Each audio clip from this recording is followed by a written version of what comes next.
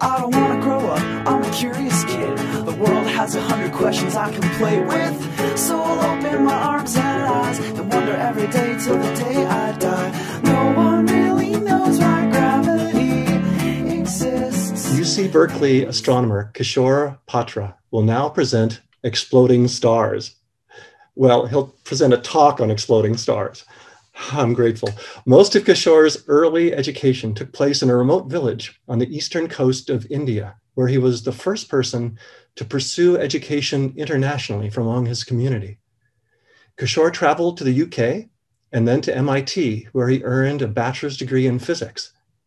Kishore did research at MIT's Wallace Astrophysical Observatory and at Lowell Observatory in Arizona. Now he works with Wonderfest board member and quite great astronomer Alex Filipenko. Please welcome astrophysicist Kishore Patra. Here we go, exploding stars. Thank you, Tucker, for that wonderful introduction.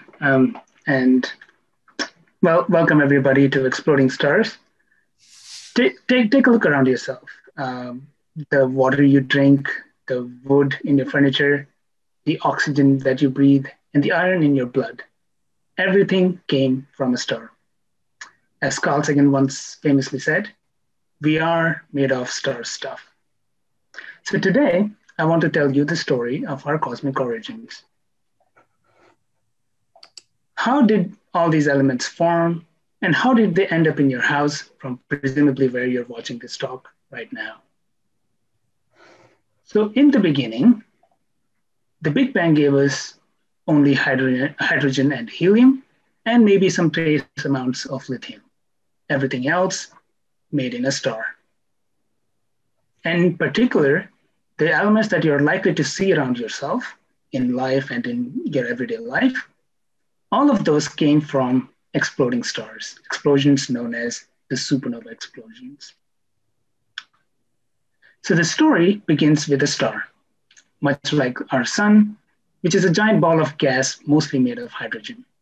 Now, stars do have some other heavier elements like helium and other elements, but a newborn star is pretty much entirely made of hydrogen. And astronomers studied stars on something known as the Hertzsprung-Russell diagram. In other words, the luminosity versus temperature diagram. So on the y-axis, we plot luminosity, which is a measure of how bright the star is. And this is in solar units, so one being the brightness of the sun. And on the x-axis, we have temperature, the surface temperature of the star. And because astronomers are twisted people, the temperature actually decreases as you go to the right. The temperature also determines the color of the star. So a lower temperature leads to typically a redder star, whereas a hot star would be blue in color. So if you go out right now and you look at the stars you see, and you were to measure their luminosities and their surface temperatures, you'd find that they're not randomly scattered in this space, but rather they take some well-defined, occupy the well-defined space in this, on this plot. And you'll find that most of the stars lie along this thin band known as the main sequence. Now, on the main sequence, you have the blue hot stars on the top left corner and the small red stars on the bottom right corner. And turns out that the sun is a rather unremarkable star in a sense that it actually occupies this space right in the middle. So it's neither too hot nor too cold. And then there are, of course, some other exotic objects like the supergiants and the white dwarfs. But most of the stars that you'll see will follow this main sequence. Now, a star has two opposing forces to keep it stable. So there is this gravity that wants to collapse the star on itself, but that is counteracted by the pressure that is provided by the hot gas. So the pressure and gravity, they are always in this tug of war with each other, and that actually keeps the star in balance. And that pressure, the heat necessary for that pressure in a star is provided by nuclear fusion. which is basically where two small nuclei, in this case, you have a proton and a proton with two neutrons attached together, they come together to make a larger, heavier nucleus, and in that process, release some energy as well. So in the sun right now, 4 hydrogen nuclei combine together to form one heavier helium nucleus. And in the interesting bit is that the mass of the 4 hydrogen nuclei is actually slightly more than the resultant helium nucleus. And it is this mass difference that is the energy that is provided through the fusion. By this famous equation that you're familiar with, probably familiar with, E equals mc squared. So it's this mass difference that is converted to pure energy during fusion. And in fact, the main sequence has a property that all stars on the main sequence are converting hydrogen into helium. So the sun right now has been fusing hydrogen into helium in its core, and that is what provides the energy that is necessary to provide the pressure to keep gravity in check. But if we fast forward 5 billion years into the future, what we will see instead is that all the helium that has been produced as of due to fusion will start collecting at the very center of the star. And now helium can also fuse at the very center. So you have two processes going on. So helium fusing at the very center of the core and hydrogen fusing in a thin shell around the core. And together, they provide so much energy that they superheat the gas around the core, and that actually causes the whole star to blow up, to expand to a very large size. And that's how you get a red giant. But helium fusion makes carbon and oxygen being heavier will sink further into the center of the star, so the process repeats. So you get a carbon-oxygen core in the very center. Helium being displaced out now is burning in a shell. And at the very outer shell, you have hydrogen burning. But the sun just doesn't have enough mass to actually fuse carbon and oxygen into anything heavier. So the carbon-oxygen core remains inert. It doesn't burn any further. And at this stage, the outer layers are gently ejected into interstellar space in something known as the planetary nebula. So this is not an explosion. This is just a gentle shedding off of the layers. And this is what will happen to the sun in about 5 billion years in the future. And I hope that our own sun's planetary nebula is just as beautiful to be admired by any future alien civilizations. Right, so you're left behind with this carbon-oxygen core, and that is what we call a white dwarf. These are very interesting objects. They are typically the size of Earth, but they pack a lot of material in them. And in fact, these innocuous looking objects are literally thermonuclear bombs in space. So white dwarfs, if they happen to be around a normal star, they can steal some of that material from that star and accrete it on itself. And if the mass of the white dwarf exceeds this magic number 1.4 times the sun's mass, then the white dwarf will explode. This is quite literally a thermonuclear explosion. So such an explosion, this is one way of getting a supernova explosion. And indeed, that is what will happen to most of the stars on the low mass end, including our sun. But what about stars on the high mass end? What will happen to them? So high mass stars have enough mass and therefore enough gravity to fuse more heavier and heavier elements. So instead of stopping at carbon and oxygen, high mass stars can go all the way down to iron. So you end up getting this onion ring-like structure in a star where heavier and heavier elements sink down to the bottom, and you have a fusion going on in layers, many, many different layers. And iron is literally a death sentence for a star. And it is because iron happens to be the most stable nucleus in the entire periodic table. So like When hydrogen fuses into helium, it provides energy. If you were to try to fuse iron into anything heavier, it actually, instead of providing energy, it saps energy out from its surroundings. And that is a problem for a star. Because remember, we need the continuous pumping of energy to provide the pressure to keep the star in check, in balance. So if iron isn't fusing, that pressure support is gone, and gravity can finally take over and start collapsing the star. So if you zoom into this iron nucleus over here, iron core, you'd see that in the absence of pressure, it starts to collapse under its own weight. And in the core, protons and electrons are literally gutted together to form neutron star. And a neutron star is very stiff. You cannot compress a neutron star any further. So all this material, outer layers that were following on in this collapse, suddenly encounter this incompressible object and they bounce back. But the bounce back on itself is not sufficient to drive the explosion.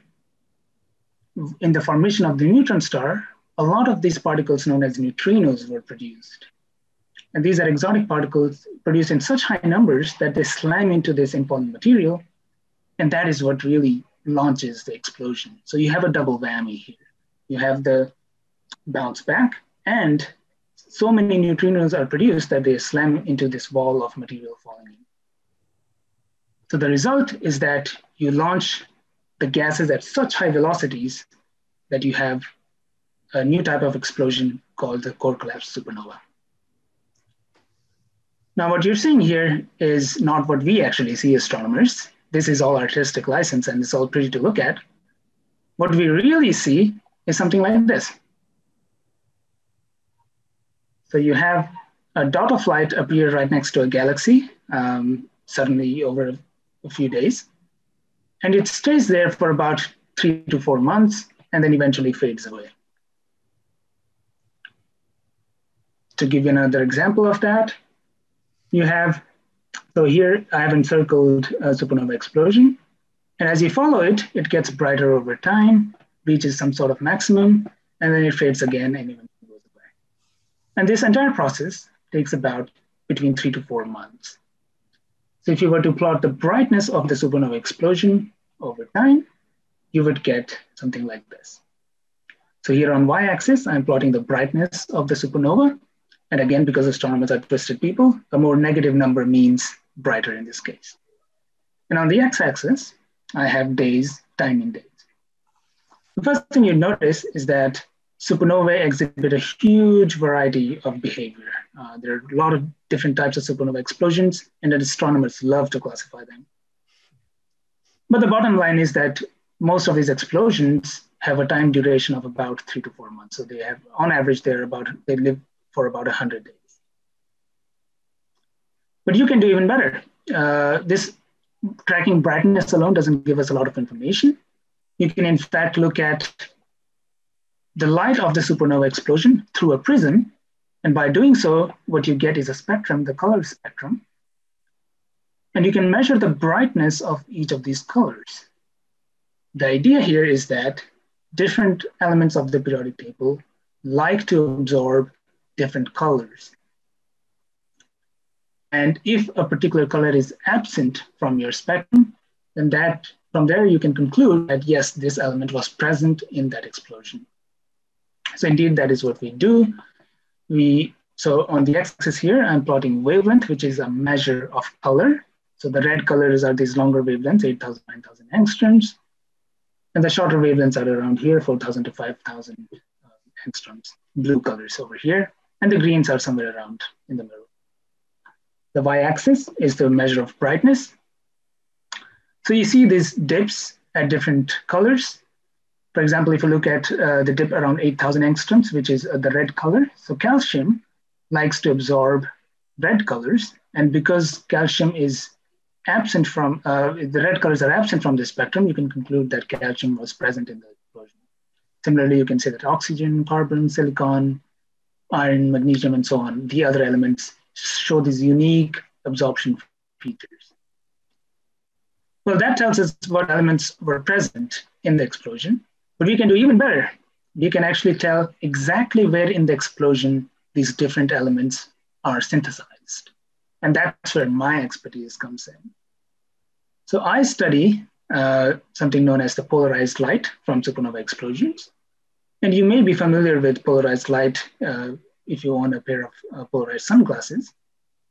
The idea here is as follows. So imagine that this is the expanding fireball of the explosion. And with black arrows, I am representing the direction of polarized light in that region. And by that, I mean, it's basically a measure of where the electric field is aligned in that region. So an arrow that is up and down like this tells you that the electric field goes up and down in that region. Now, if the expanding fireball is perfectly symmetric and there is nothing obstructing light from that explosion, all these arrows, they add up together to actually cancel each other out and give you net zero polarization. So if you measure zero polarization, you can tell that your explosion was very symmetric, very spherical. But let's say if there was something blocking your explosion, for example, this could be, say, newly synthesized calcium, and that's blocking part of your polarization vectors. So when you add up all of these, you actually get a net non-zero polarization. So that tells you that, okay, there was some material that is blocking, and it will give you further information about where exactly in the explosion was this material synthesized. So by looking at polarization at different times and in different colors, you can actually make a detailed map of your explosion. Right, so we have seen how up until iron, we can form elements in high mass stars through fusion, but you can actually fuse a little beyond that during the explosion itself, because as I told you, heavier elements take energy out of the system during fusion. So the explosion itself provides enough energy for fusion to go on for a few more elements, up to rubidium or number 40 zirconium. So that's how you synthesize these elements, but how do they end up in your house? So the explosion scatters all of this material far away into the interstellar space. And over time, and over many, many explosions, these heavy materials get very well mixed with giant clouds of gas and dust. And for reasons we are not completely sure of, one of these gas clouds might start to collapse again. And while it's collapsing, it may fall substructures, like small clumps inside it. And it is these clumps that will eventually form new stars. And around those stars, there may be new disks of gas and dust. And out of those gas and dust, new planets will form. A similar process like this, 5 billion years ago, formed the planet Earth. And the conditions on Earth were just right for life to emerge. We don't exactly know how life formed on Earth, but it did. And through eons of evolution, more and more complex life forms were formed, eventually leading to thinking human beings like you and me. And as far as I know, the humans are the only creatures capable of looking back at the sky and questioning our cosmic origins. Perhaps that's what connects all of us humans on the planet together. And why not? After all, we all came from the same stellar boom. Thank you. Kishore, thank you. Let's see. I wonder, I'm getting some audio feedback here. Good. In just a moment, I'm going to change the procedure here and I'll allow everybody to unmute themselves. I see, though, that Amar Khan has already asked a question. Maybe I can sneak one in early, though. Kishore, let me ask about you described there at the end the fact that our sun, because of the presence of the heavy elements in the sun and in the Earth, the other planets, cannot be, as is called, a first generation star. Are we able to tell what generation, how many earlier stars must have lived before our sun was born that now sun is made of those elements? Yeah. Yes, indeed. And one way to do that is to measure the so-called metallicity of a star. And what that is basically measures how much heavier element is present in your star compared to hydrogen. The sun has about 2% heavier elements. So by mass, 2% of the mass of the sun is actually heavier than hydrogen, 98% is hydrogen. Wow. And in the earliest stars, this number was pretty much close to 100%. 100% of the star was hydrogen. So by measuring what amount of heavier elements are present in the star, you can make reasonable guesses about what generation of star we're talking about. And I think the sun is, I think, about a third generation star. Great. Thank you, Kishore. Amar Khan asks, can you ask Kishore during the Q&A why the supernova represented by the green line in his luminosity versus time graph dipped in brightness and then increased again before dimming out? Yeah, that is a great question. It's actually quite counterintuitive. The idea here is that luminosity, the brightness of any object, is determined by two things. One, its temperature, how hot it is, and the other, the size of the object. So in that particular type of explosion, what you see is that over time, even though it's cooling over time, the size actually is increasing much faster than the cooling rate. And therefore you see a late reemergence of brightness. In most explosions, you have the temperature is going down quite rapidly compared to the size increase. Therefore you see a steady dimming of the explosion over time. So there's just this complexity, additional complexity in this particular supernova. Thank you, Kishore. Jim Stauffer asks two questions. The first is, what kept the Big Bang from producing elements heavier than lithium? Given that it takes quite a bang to produce those heavy elements, you'd think the Big Bang itself would have found it an easy chore. Yeah, so this is another great question. So let me start by saying that when you have a ball of gas and you expand it, it cools down. And for fusion to happen, you need just the right temperature. Fusion is a very temperature sensitive process. You need the right temperature to happen. So as the Big Bang caused the universe to expand, the universe is uniformly cooling down. So it gives you a very narrow time frame in which you can cause fusion to happen. So the structure of the universe was, the expansion rate was such that it only gave the universe the time to form some hydrogen and helium. And before it could form anything else, the universe has cooled enough that it actually couldn't possibly fuse anything heavier than that. So everything else, therefore, has to have come from a star.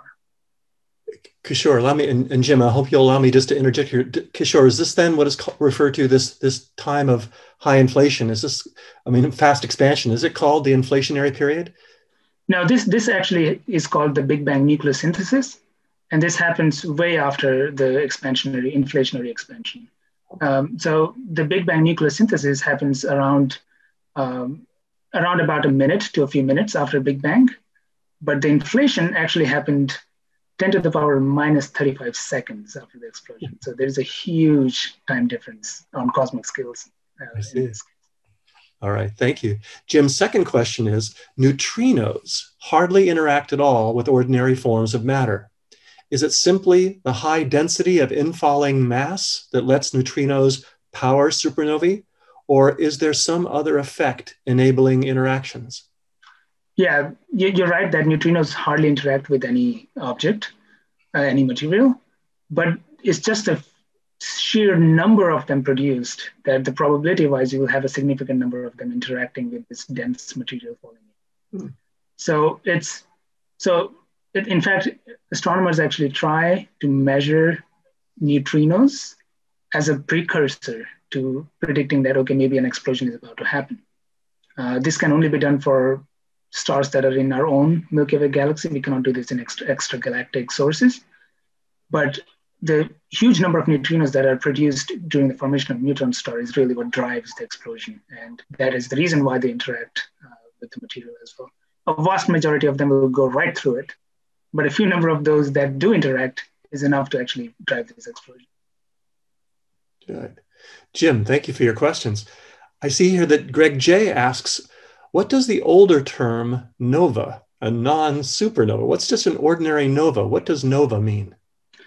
I'm not very clear on the history of this terminology, but as far as I can remember, I think early astronomers used to see that, okay, occasionally a star has actually brightened and then goes back down to its original brightness, and they just called it nova to mean a new star. But later on, people realized that actually, there can be these gigantic explosions, way bigger than anything that a living star can produce. So therefore, for lack of terminology, they called it supernova. So I think novas, in the classical definition of nova, is just right now that we have, is a much smaller temporary brightening of a star, which is not related to an explosion necessarily.